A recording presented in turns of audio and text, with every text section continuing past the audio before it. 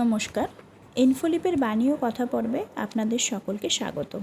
সকলকে সুপ্রভাত জানাই। আজ দিনটি শুরু করব ঠাকুর রামকৃষ্ণদেবের একটি অমৃতবাণীর মাধ্যমে।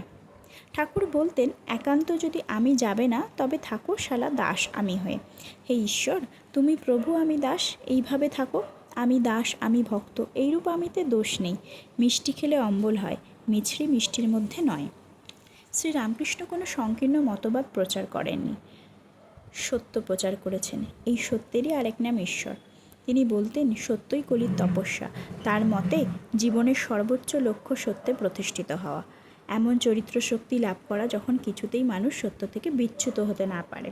এই অবস্থাতে মানুষ সর্বভূতে নিজেকে দর্শন করে, সকলের সঙ্গে একাত্ম অনুভব করে। একেই আমরা ঈশ্বর দর্শন, আত্মজ্ঞান বা মুক্তিলাভ বলি।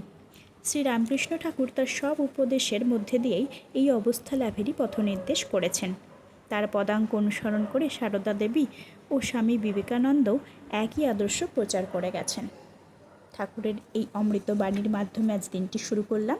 সকলে ভালো থাকবেন, সুস্থ থাকবেন, আনন্দে থাকবেন। ঠাকুর, মা, স্বামীজির পায়ে প্রণাম জানাই। আজকের দিনটি আপনাদের মঙ্গলময় হোক এই কামনা করি। ধন্যবাদ।